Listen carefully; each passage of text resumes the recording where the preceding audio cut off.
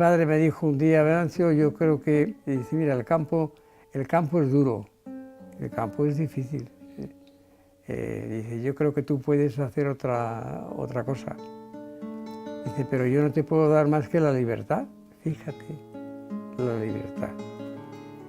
Y se la pillé.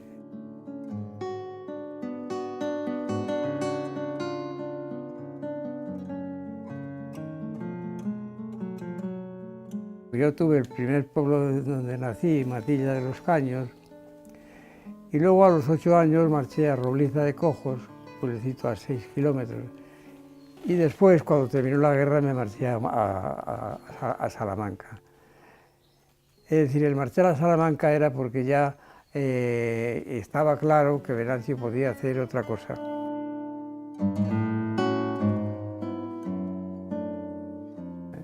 A mí me encantaba la carpintería, la ebanistería, y entonces en Salamanca ingresé en la Escuela Elemental de Trabajo.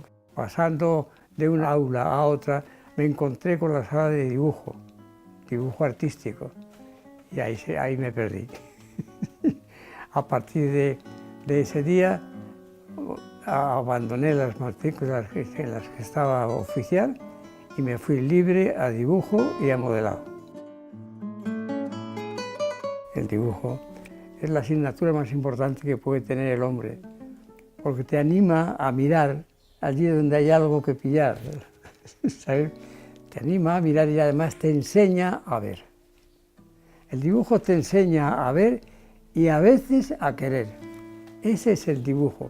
Por eso no sé cómo en los colegios no se enseña más el dibujo y en las escuelas de Bellas Artes ahora mismo tampoco se hace dibujo. Ahí estamos perdiendo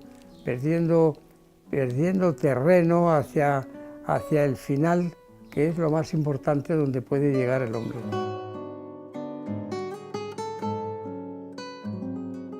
Me dieron la beca y con la beca me vine a Madrid. Y en Madrid ya era otra cosa. Tan era otra cosa que descubrí un pueblo que me encantaba para vivir, y de ahí que decidiese quedarme en Madrid. ¿Por qué? Porque aparte de que la gente era simpática y había un ambiente muy natural, bueno, pues luego en Madrid era donde había que dar la batalla. Así como las corridas de San Isidro hay que medir la temporada por las ferias de San Isidro, el arte, la cultura, comprender, había que medirlo por el ambiente que tenías en Madrid. Y entonces se hizo un intercambio entre el dopo lavoro italiano y educación y descanso. Ya se organizó una exposición, y yo me presenté y me dieron dos premios, ¿comprendes, no? Y el premio era o ir a hacer un viaje a Alemania o ir a Italia. Yo elegí Italia y ya digo, tenía 18 años. Ir a Italia a los 18 años, para qué contarte, un viaje fantástico. Para mí la escultura desde entonces no tiene secretos. Otra cosa es que yo busque mi escultura, ¿sabes?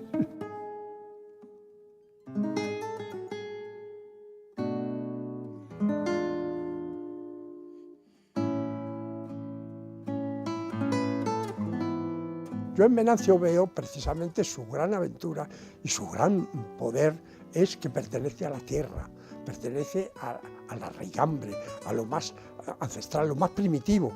La escuela, él dice que la escuela, y su madre fue la primera escuela. Difícilmente, a mi juicio, se le puede enmarcar en las tendencias unas escuelas.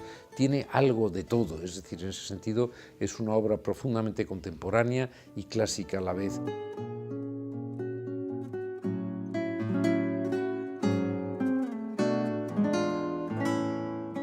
Yo tuve la suerte también de conseguir una beca de la Fundación Juan Mar para aprender a fundir en Italia. Quiero decirte que mi vida ha sido una sucesión de milagros, pero milagros extraordinarios, porque aprender a fundir para mí era ser escultor. Yo no hubiese sido un imaginero de la madera, pero ya la madera la dejé porque no me ofrecía ninguna resistencia, no me ofrecía ningún atractivo, no había ideas para el oficio de cortar madera.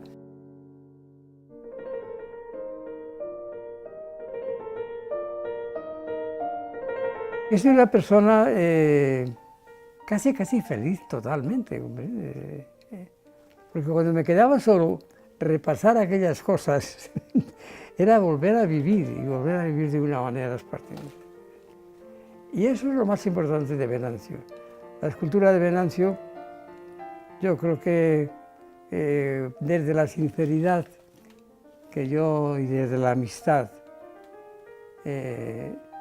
la escultura de Venancio no puede ser otra cosa que la personalidad de Venancio.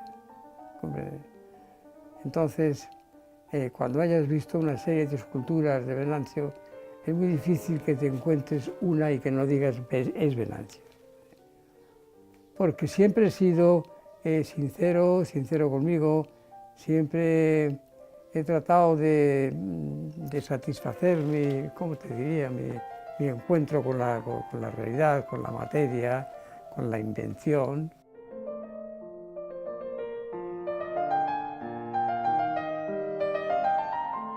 Venancio Blanco sigue siendo y será siempre un escultor honesto, sencillo, que tenía algo que quería contarnos, que nos lo ha contado bien y que la obra permanece. Excelente persona con la que da gusto manejarse y hablar de las cosas. Nunca le he oído un comentario adverso acerca de nada ni de nadie.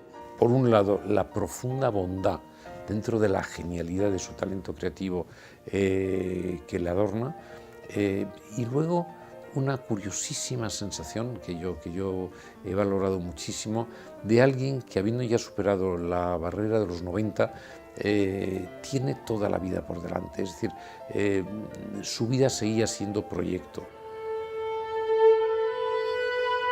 El arte siempre es religioso, sea el tema que sea.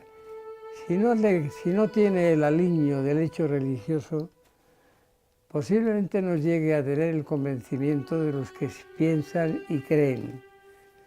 Cuando se dicen que fe es creer lo que no vimos, es una frase que aprendemos, hasta que nos damos cuenta que creyendo, comprendes, sin ver, aciertas. Y creyendo, cuando no ves, ves otras cosas, que son las que te lleva el hecho de la fe. Y esto no es más que la verdad del hombre, ¿comprende? Que el hombre luego lo confunde, pues desde una asignatura que se llama religión, que se llama la Iglesia, ¿comprende?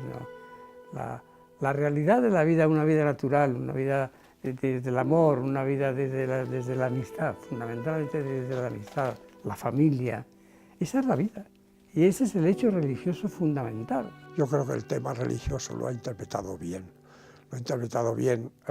A mí es el que más creo que me ha interesado, esa conjunción de elementos ásperos, duros, que tiene su obra en bronce para la narrativa religiosa.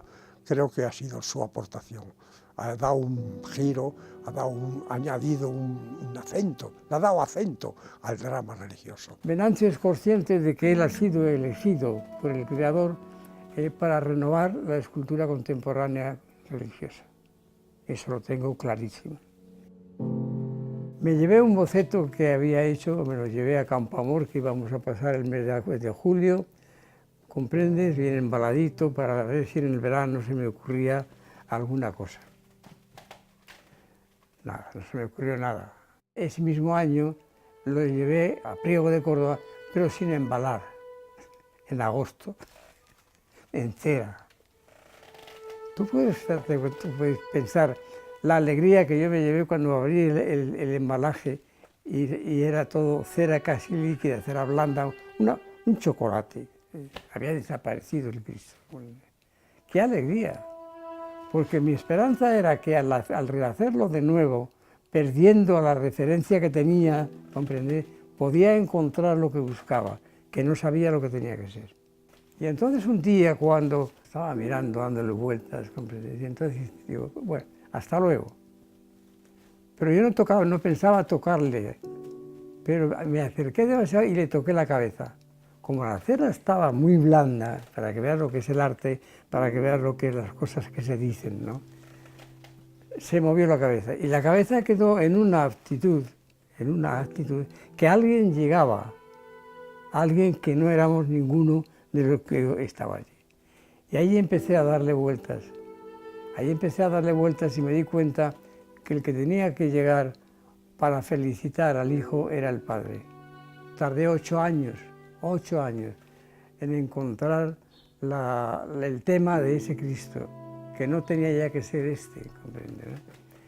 Y siempre que me veía el presidente de Mafre me preguntaba, Venancio, ¿cómo va el Cristo? digo, pues no. Y yo le decía, Juan, que se llamaba Juan Fernández Layo, digo, ¿tú no crees que sería bonito que una obra de Venancio quedase sin terminar?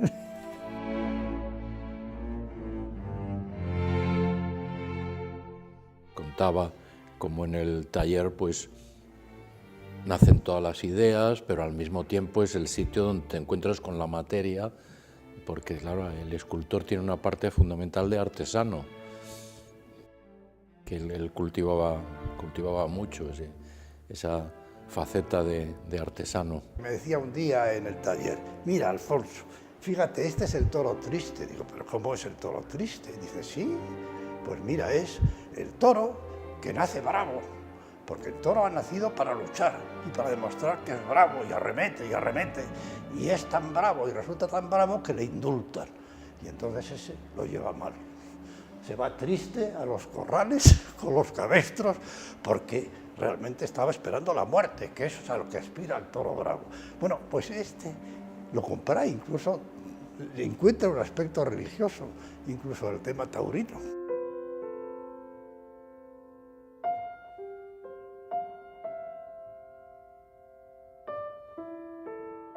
La escultura a mí me lo ha enseñado todo, ¿sabes? Y además me ha enseñado lecciones duras. Me ha enseñado este montón de esculturas que ves aquí, son proyectos que no pasaron de ahí. ¿Vale? Proyectos que no pasaron de ahí. Es decir, que la escultura es un regalo y lo que tienes que tener es voluntad para empezarlo, paciencia para esperar, comprender, y después sinceridad en lo que buscas. Con eso el Cristo sale solo, la escultura sale sola. Este Cristo lo quería comprar Mafre para la capilla que restauró, donde está ahora el museo. Pero lo único que sabía que no podía desprenderme de este Cristo era yo. Y cuando ya habían restaurado la capilla, y me llama un día el presidente y dice, Venancio, vamos a comer. Hablamos del Cristo y te puedes imaginar. Ese ha sido el peor rato que he pasado en mi vida. Bueno, me recogieron, me llevaron, comimos, yo no sé. Y cuando llegan los postres, dice, bueno, vamos a ver, Venancio, entonces, justamente entonces, me llaman. Dice, Venancio, tranquilo. Mira, dile que hasta que le hagas el suyo, le dejas el tuyo.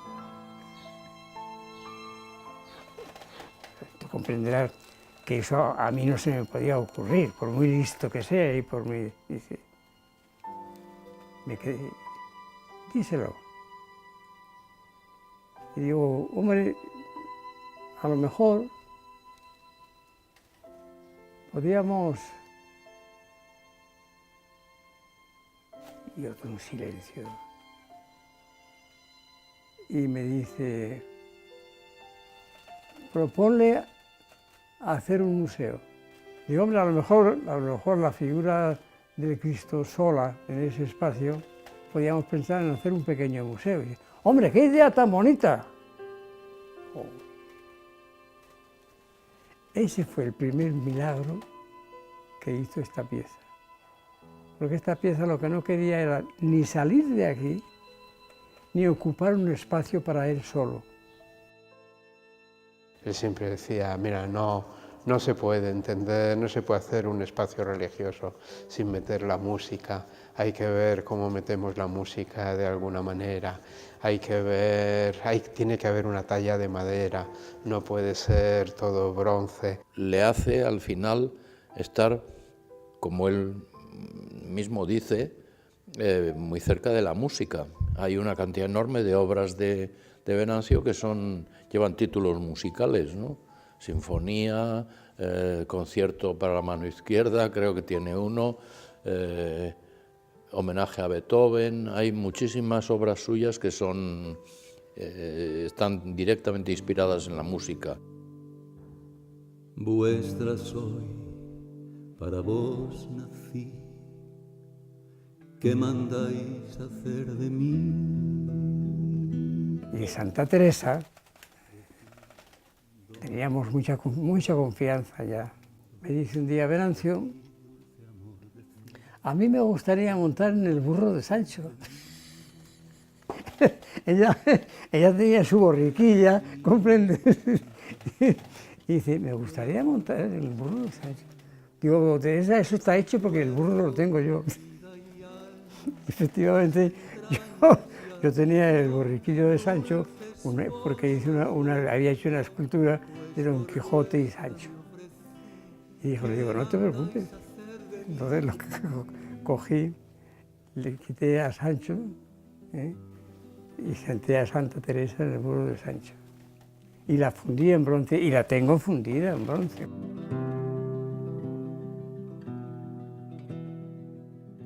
Yo he sido siempre muy tímido y he sufrido muchas veces las consecuencias de una timidez en diversos momentos. Y entonces, al cumplir los 90 años, dije, se acabó la timidez. Voy a perder, se acabó la vergüenza. Te lo tengo que decir desde la timidez. Entonces, la compensación que yo he tenido, porque ya no puedo bailar, la compensación que he tenido porque a lo mejor ya no puedo hacer ciertas cosas, la compensación, una de las compensaciones, que la tengo ya en camino, es la abstracción. Yo siempre he sido figurativo, pero ahora mi deficiencia física no me permite ya hacer la escultura que hice siempre.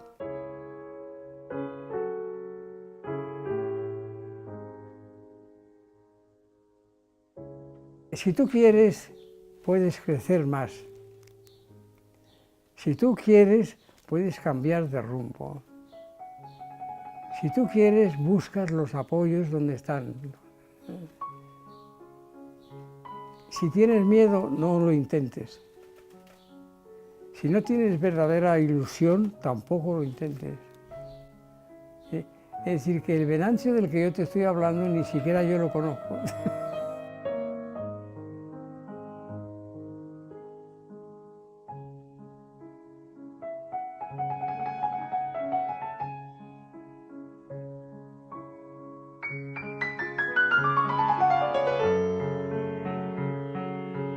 A mí me gustaría un popurrí de cada uno de los momentos que he vivido. Por ejemplo, me gustaría tener a Doña María, que fue la primera maestra que yo tuve, ¿comprendes? Me gustaría tener a don Andrés, que fue el maestro que tuve a los 7 años. Me gustaría tener a don Miguel, que fue el maestro que yo creo que de una manera de enseñar que ha ido más en consonancia con mi manera de contar la escultura. Me gustaría conocer al Giotto, me gustaría conocer a Miguel Ángel, me gustaría conocer a Berruguete y a estos. Conozco su obra, comprender, ¿no? Y entonces, yo sin maestros no hubiese sido nadie, ¿comprende? Porque la culpa de que a mí se me ocurran estas tonterías la tuvieron los maestros por enseñarme ¿cómo se dice?, a discurrir, por enseñarme a pensar.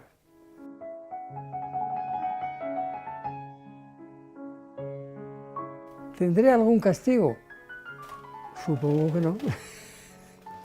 Supongo que no, porque ninguna de las cosas lleva una doble intención de engañar a nadie. Aunque también te digo que, bueno, que la muerte es la muerte. Y eso que yo le decía a Juan Fernández Layos, que me gustaría que quedase una obra sin terminar, ¿comprendes? Pues cuando he estado hospitalizado y las cosas no iban bastante claras, un día me acordé. Digo, no te digo.